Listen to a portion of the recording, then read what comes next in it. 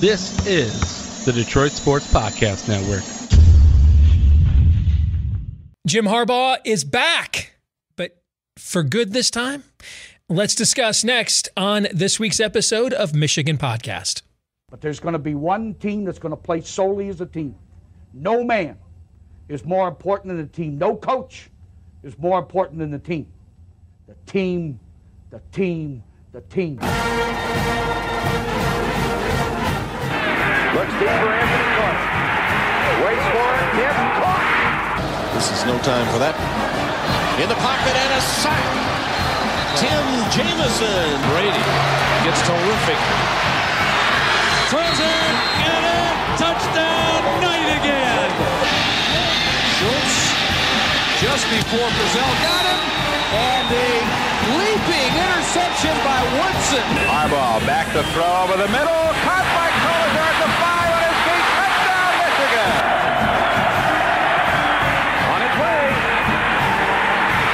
It's good. He's 5'7", 179 pounds, a junior at Michigan. But Jamie Morris packs a wallop, and he delivers for Bo Schembechler. And here's your first play. Pressure coming. Sack. It is Glenn Steele, number 81, who fought his way through the traffic. Option. And Robinson calls his own number, and he's going to score. Oh, an easy touchdown for Robinson and Michigan.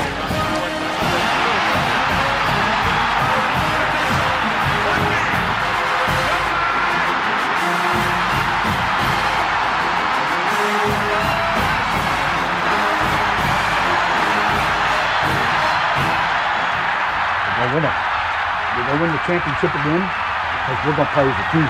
And when we play as a team and the old season is over, you and I know it's going to be Michigan again. Michigan.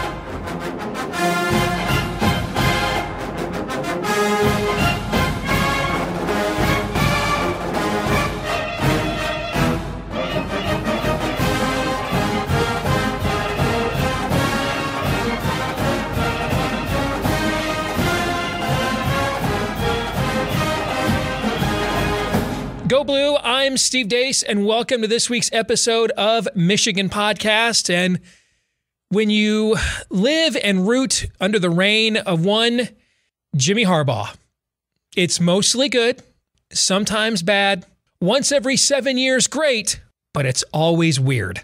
I mean, this is just weird. So, to recap the chain of events, Jimmy basically says his goodbyes a week ago Monday, is even lobbying for support staff to remain in his stead after he presumably takes the Minnesota Vikings job. He trains with Matt Weiss, his quarterback's coach, on analytics and a more modern NFL approach, gets on a private plane from Willow Run to head to Eden Prairie, and it's expected that this is a coronation. One of the Vikings candidates, D'Amico Ryans, jumps out of the race for the job right as Jim Harbaugh is going to interview for it. You start doing the math, reading the tea leaves, and it certainly seems as if a guy that left the NFL with a top 5 all-time win percentage is heading back and is so desperate to go back that it's to the Minnesota Vikings with one of the worst cap situations in the league, one of the oldest rosters in the league, and a brand new general manager probably looking at a total roster overhaul and rebuild in the next year or two. That's how desperate he was to go back. And then, oh, by the way, we've got coaching hot boards. Matt Rule, the Carolina Panthers coach. We've got Bill O'Brien, former NFL coach, former Big Ten coach of the year at Penn State, current Alabama offensive coordinator. Luke Fickell, who checks every box of a coach Michigan would kind of want. But could you get the Buckeye to take the job to that dreaded school up north? We're doing coaching hot boards. And then, of course, because what did I just say? Under Jim Harbaugh, the one constant through all the years, Ray, is it's weird. It's got to be weird. So out of nowhere comes an Adam Schefter tweet about 6 o'clock Central Time. That's where I live, anyway, the time zone. Jim Harbaugh has pulled out of the Minnesota Vikings coaching search and has called Ward Manuel, the Michigan athletic director, and said, hey, I'm willing to be your coach if you'll have me. And that Ward Manuel was, quote, elated, unquote. Whatevs. I mean, it's... Okay. Sure. Minnesota Vikings beat writers and Jim Harbaugh himself have confirmed he was not offered the job, but it was just, somewhere along the lines, about midway through, both sides realized, you know what, at first we thought this was going to be a coronation, but kind of we're not feeling it now. And so we're back to where we started.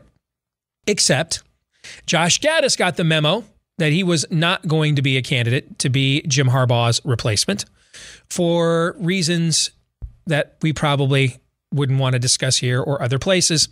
So a guy who probably should have been fired after 2020. His offenses were disappointments, except for about a 3-game stretch in 2019 and then 2020, whatever that mess was with Joe Milton. And then in 2021, finally has some success here, but it's by reverting to Jim Harbaugh's more man-ball philosophy. He somehow won the Broyles Award. The other guy, actually, Mike McDonald, should have won that award. He saved Jim Harbaugh's job and thus saved this incredible season we were all just so blessed to be able to have. But Josh Gaddis says, hey, peace out, I'm out. Takes, I think, a lower than lateral job at Miami. It's a program that is certainly of a lower tier than what Michigan has been under Jim Harbaugh. More money, cool. But he says, hey, and even sends a text to players saying it's pretty obvious that the administration here doesn't have high hopes for me, so it's time for me to move on. I mean, everybody knew this was going to be his last year anyway. He interviewed for the Duke and Virginia head coaching jobs. Harbaugh was already telling recruits that this was probably going to be Gaddis' last year before he moved on. But now you come out of the best season Michigan football has had probably this century, or at the very least rivaling 2003. And of course, because it's mostly good, sometimes bad, every 7 years great, but always weird. We decided to spend as a program the first month capitalizing on that momentum by having a head coach not sure he wants to continue to be the head coach and then not even tell all of his assistants what his plans were, losing your offensive and defensive coordinators, and now talk that one of your proudest alums in Mike Hart might be looking at jobs in the NFL, according to Angelique Shengelis of the Detroit News. It's just a day in the life, man. It's just a day in the life. Most other programs that had this kind of chaos after a breakthrough season, you would be thinking, put a fork in them. Jim Harbaugh is an agent of chaos. He seems to thrive in this.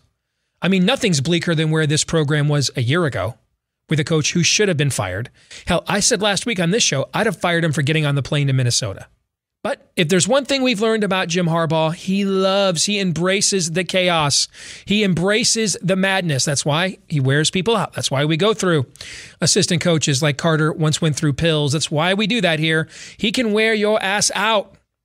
But he does seem to thrive in the chaos. I mean, a year ago at this time, we had 6 new coaches on a program that was coming off one of its worst seasons in the school's history. No wins at home.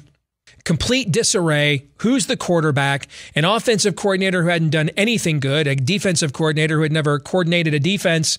And that was still one more coaching change away because one of those guys ended up leaving in the summer.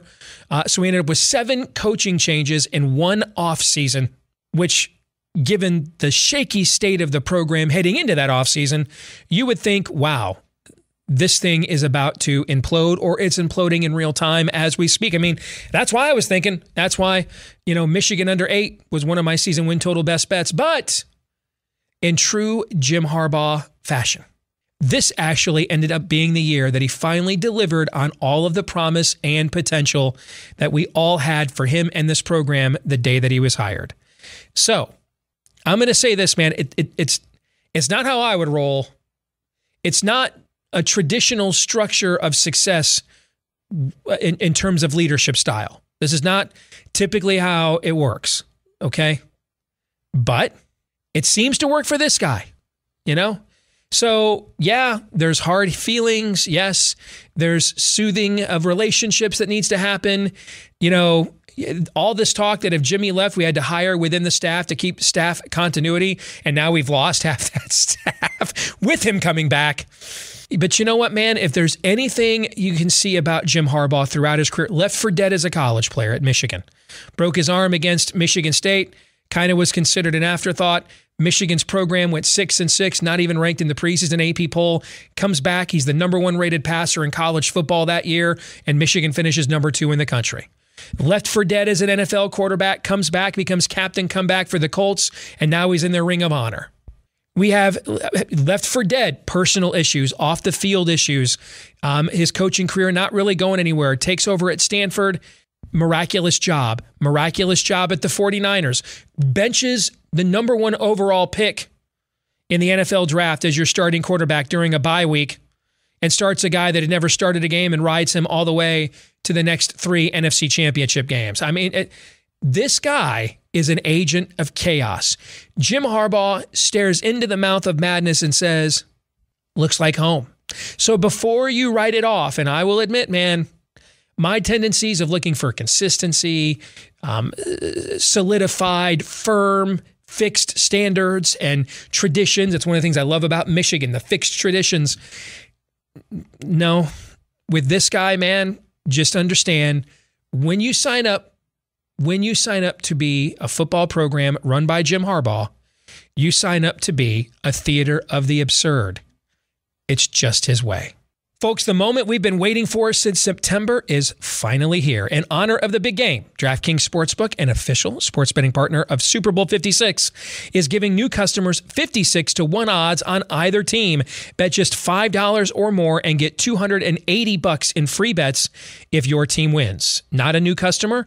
Bet on Super Bowl 56 props instead. DraftKings Sportsbook offers a wide range of props throughout the big game. So take your shot at winning cash by predicting props like if a non-quarterback will throw a pass, 4th down conversions, total yardage, and so much more. Just download the DraftKings Sportsbook app. Use promo code MichiganPodcast, all one word, promo code MichiganPodcast, and get 56-1 odds on either team. Bet just $5 or more and get $280 in free bets if your team wins. That's promo code MichiganPodcast at DraftKings Sportsbook. And if you or someone you know has a gambling problem and wants help, call the Michigan Department of Health and Human Services Gambling Disorder Helpline at 800-270-7117. 21 and older, Michigan only. Eligibility restrictions apply. See DraftKings.com/sportsbook for full terms and conditions.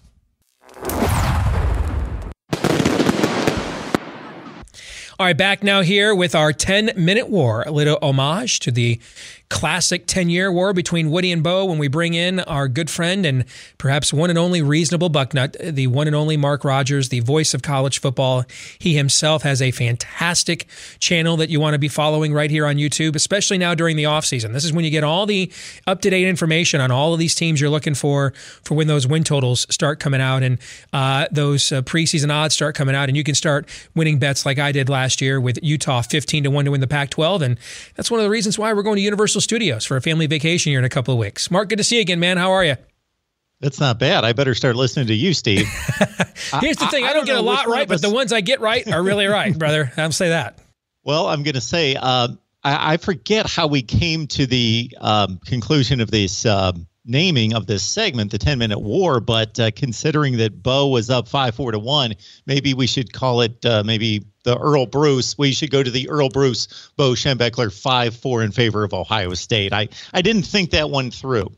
I'm a real big believer in honoring tradition and legacy, Mark, which is why I really think we need to honor the 10-minute war. And also because Bo finished 5-4-1 and Ohio State didn't score an offensive touchdown in those final 3 years, but who's counting?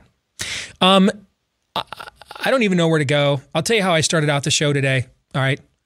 When you're under the thumb of Jim Harbaugh, it's mostly good, sometimes bad. 1 out of 7 years, great.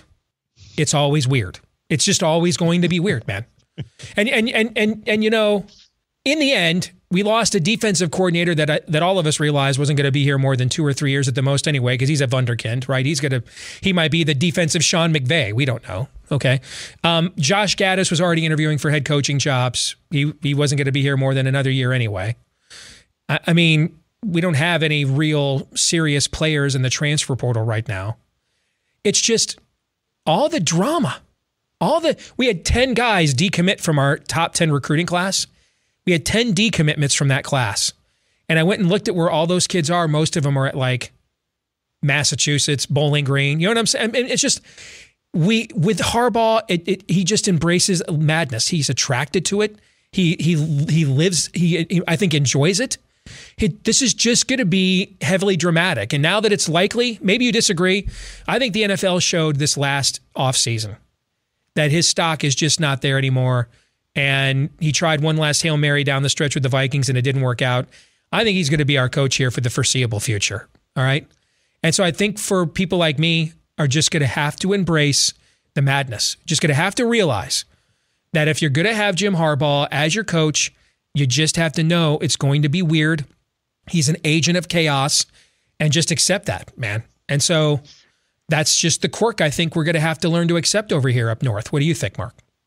And it must be the one quirk that does not align with Bo Schembechler, because Bo was anything but controversial in regards to, you knew where he stood, you know what he was thinking, you knew everything was all in on Michigan and where he was going to be from season to season. So Jim Harbaugh has obviously idolized Bo Schembechler in every other facet for the most part. But this one, you know, I got to think, Steve, we live in a world, in a society, and especially as it's reflected on social media, of extremists.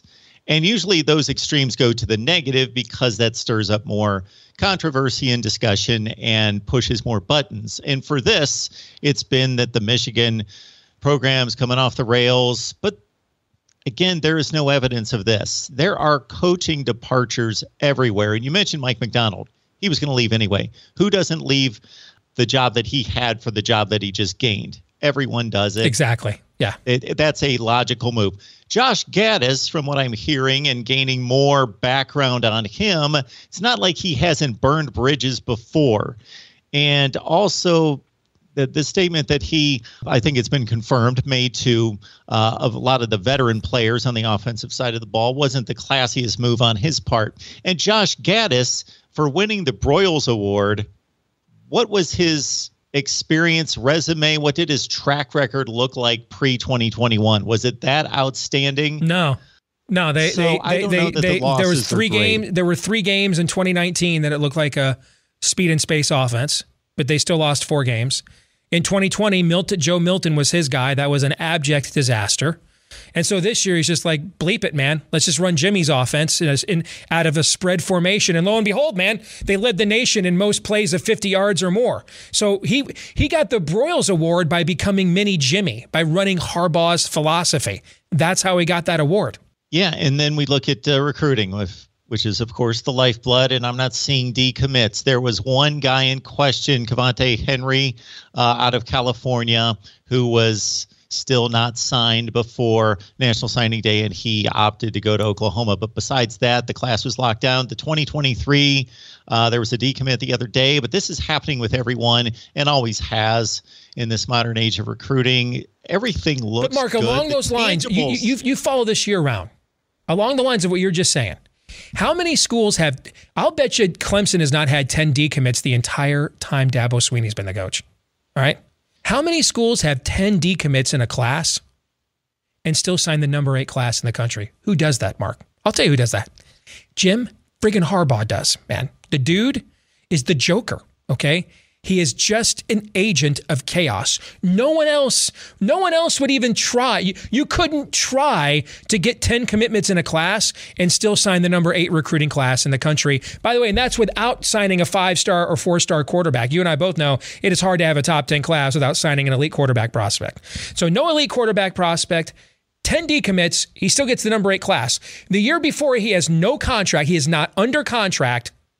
And he goes silent for a month. He still signs a 5-star quarterback and a 5-star tailback. This past Saturday, the number 1 rated running back in Michigan, Cole Cabana, chose Michigan over Michigan State. And he's a Michigan State fan. Yes. From what I hear. And like his best friend is already committed to Michigan State. Yeah. This is just this guy's natural habitat, man. He freaking just thrives in this stuff. Jim Harbaugh, having him as your football coach, is the college football equivalent. He's Christopher Walken in the red bandana scene in The Deer Hunter. That's what it is. And so you just have to sign up for it. That's just how he rolls, for better or for worse. That's just what you got going on. Yeah, so he's back, and he's made a pledge to stay for as long as they're going to have him. So I am having a hard time believing that Michigan is falling apart and falling off the rails, because again, that's just talk, and I understand where that comes from in looking at the scene that is the craziness of Jim Harbaugh, and then trying to determine what's going to be the collateral damage off of that. But it's limited, and he knows what he's doing amidst all that. And so the tangibles still line up that this is a top 10 program in the country. I'm going to believe that it's going to continue to proceed that way. I believe, J.J. McCarthy had glowing things to say about most likely the new offensive coordinator or co-offensive coordinator, Matt Weiss. So I think this is a really good program. Do I see it elevating and continuing that upward ascent? I don't think so. I just think that there are certain natural, the recruiting issue just in regards to geography plays against it. And so I see it settling in that 10-2 range, 9-3 range. And whether Michigan fans are happy or not with that, it depends which ones I run into. Let's play a fun game, like they used to do on Deal or No Deal. Or you take the deal. Yeah. If you were going to keep going, which case would you have chosen, right? So let's do this for fun. Let's assume that 6 hours into a 9-hour interview, the Vikings and Harbaugh do not suddenly mutually decide, on second thought, nah, and go ahead and consummate the relationship. And Michigan is sitting here, as you and I anticipated a week ago when we chatted, in a full-throated coaching search. I want to throw a list of names at you from a Buckeye fan perspective, if they would have gotten your attention at all, that if you think they would have been any kind of difference maker at all. And I'm going to do it in order of based on everything I've read, heard, how I think the pecking order for a new coach would have gone. Okay? Number one is Fickell. I do believe that Michigan would have forced him to say no, and I think you and I probably both think he would say no.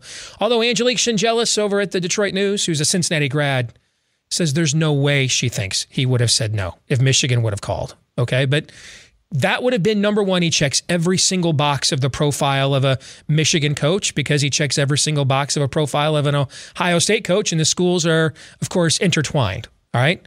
So Luke Fickell, if Jim Harbaugh had moved on, Luke Fickell announces the next Michigan football coach. Your immediate thoughts are what?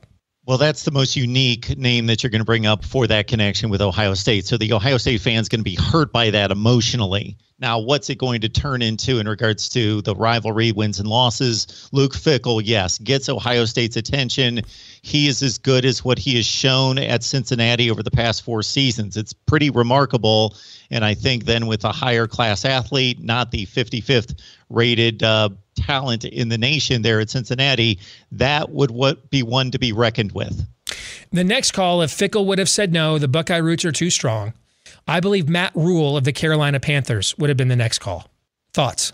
So Matt Rule at Temple did a remarkable job. They were winning 10 games and taking down some pretty highly thought of Power 5 teams. Of course, he does what he does at Baylor. So by all accounts, I think Matt Rule, although it wouldn't have hurt Buckeye Nation because there's no connection there, obviously, but in regards to long-term success, I think Matt Rule, I'm going to go with the pecking order thus far that Fickell, even aside from the emotional part of it, would be the slam dunk, home run hire, and Rule just a notch below that. The third call, I believe, would have been to Bill O'Brien, former Big Ten Coach of the Year at Penn State.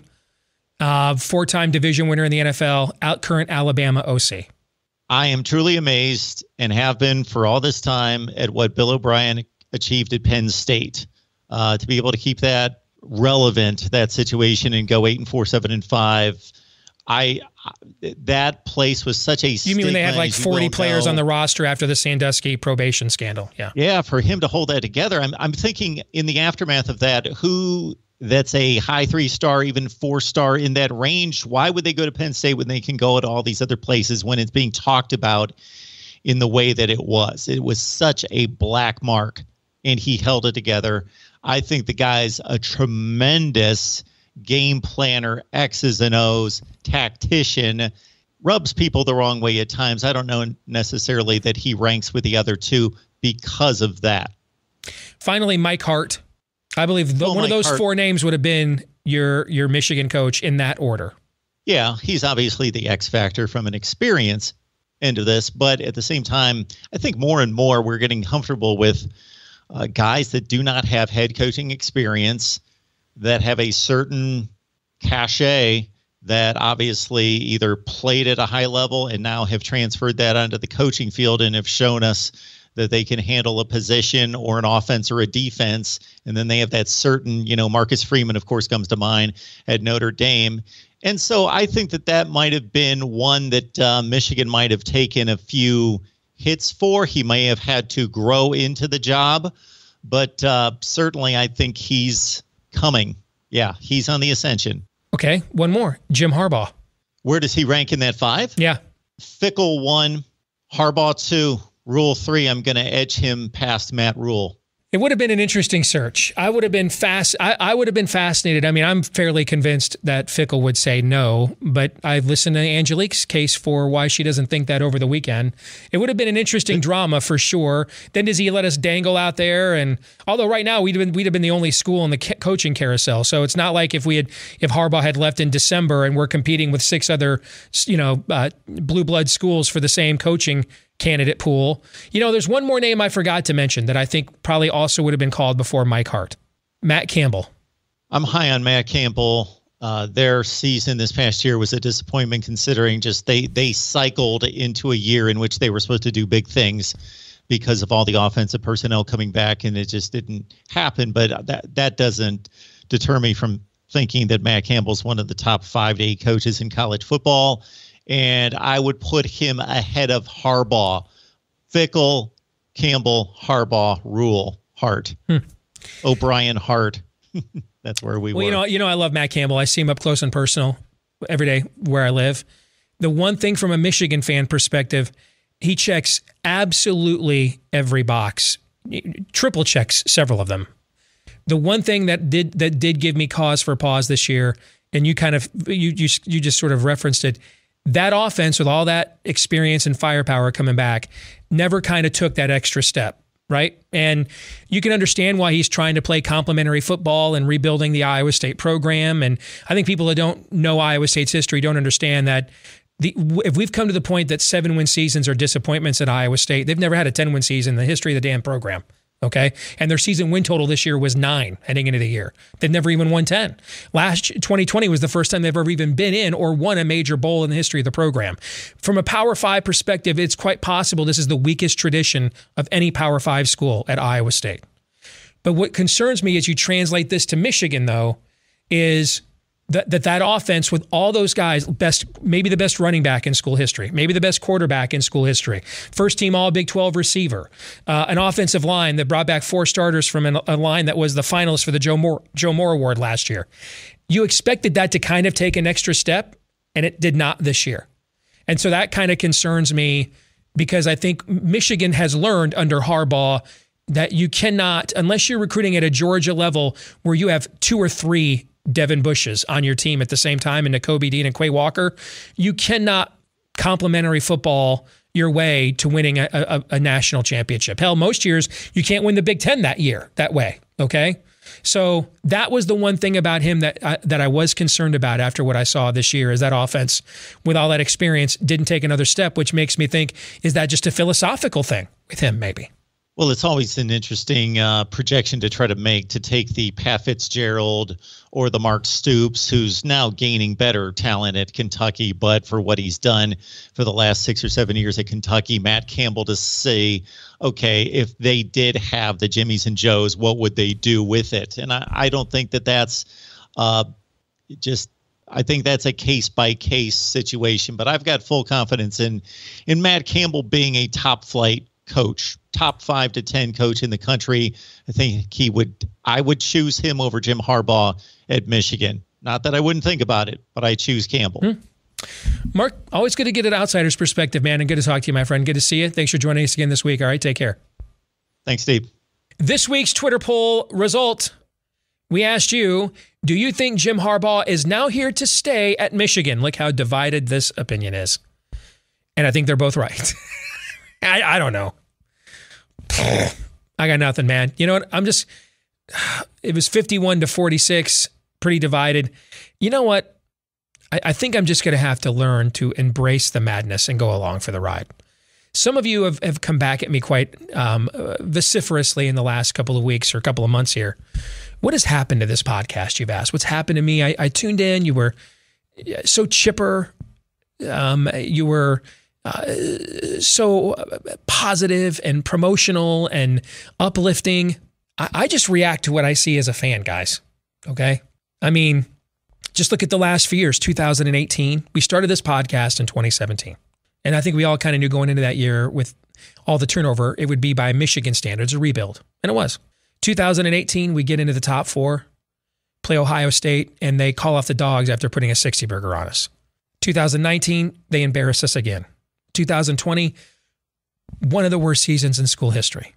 2021, one of the best seasons in modern school history. I am a broken fan, guys. I crave consistency. And I think I'm just going to have to learn now that I do think Harbaugh is the coach here for the foreseeable future. I don't know that his NFL stock is all that high to take advantage of at this point, even if he wanted to go. And I do think that if he was like, hey, next offseason, Ward, I'm going to look around, I do think Ward would be like, don't let the door hit you or the good Lord split you, man. We're moving on. So I think it's possible this is his last coaching job. And so if that's the case, I'm just going to have to learn to get more comfortable with being uncomfortable as a Michigan fan. I'm just going to have to embrace the zany hijinks on some level and just realize that's our brand. That's our coach. That's our guy. He's a goofy bastard, but that's our goofy bastard. I'm just going to have to embrace that. All right, don't forget, feedback of the week coming your way next. And this is, because I almost forgot it. Drew Engelstein says, my only retort, while I agree the optics of this are bad, no key recruits decommitted, and no key returning players have entered the transfer portal to my knowledge. I think by Jim staying, our momentum is pretty much intact for next year. I don't like that he took the interview either. I think that's right, actually. I mean, so far, we lost a defensive line coach that was probably the weakest position coach on our staff and got a better one. We lost an offensive coordinator we all knew was leaving after this year anyway and had essentially become mini Jimmy by getting rid of his offense and running Harbaugh's. And we lost a defensive coordinator that I think we all knew wasn't going to be long here because he's an up-and-coming wunderkind. It's just, man, the drama toll, if you're a Michigan fan, is high, right? It's like living in a state with no state income tax. You love that, man, when you get your check every 1st and 15th or every Friday or every other week, right? You love that, man, right? When you see the net line. But you ever jumped on the interstates of a lot of no state income tax states? Yeah. They get you on the back end, brother. All right? Okay? That's kind of what it's like being a Michigan fan. I mean, we chose to live here, and so sign up for the drama. Toughen up. I just accept that that's the way we're going to roll here. It's just going to be weird. And so that's a weird way for us to end it. And so we shall. Don't forget, you can follow us on Twitter at Michigan Podcast. You can also like, rate, share, subscribe, 5-star review, whichever applies, and however you access this, whether it's watching right here on YouTube or sharing on iTunes, Stitcher, or any of the podcast platforms that host us. Please keep doing that. Keep letting other Michigan fans know about us so we can find more Michigan fans just like you. And hey, if you are a rubbernecking Buckeye, you're views and clicks count just the same. So thank you. Until the next time, I'm Steve Deace. Go Blue.